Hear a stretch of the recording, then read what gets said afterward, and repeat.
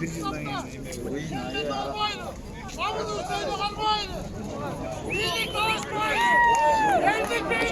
Gün batısında.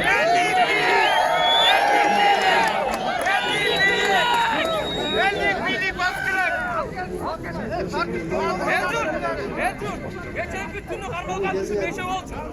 5 erci git. Bunlar çıkarıp geldik az. Şimdi nasıl yaptılar?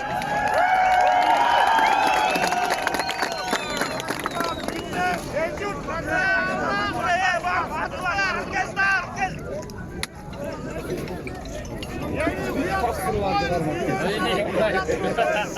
Düğüne cüzü karap durat. Uyat olmayın. Kırgız'ın başı biriksin.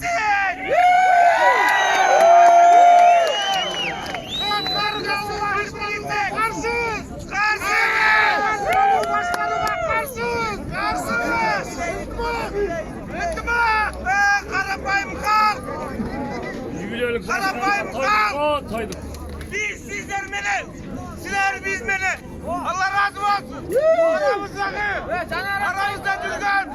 Aramızda dürgün akmaklardan bakakla. Provokatörlerden bakakla. Aramızda dürgün. Kayıt aytkanday. Kırgız. Dinleyicisi karap durat bizi. Uluğa karşılığını almayla. Tamam,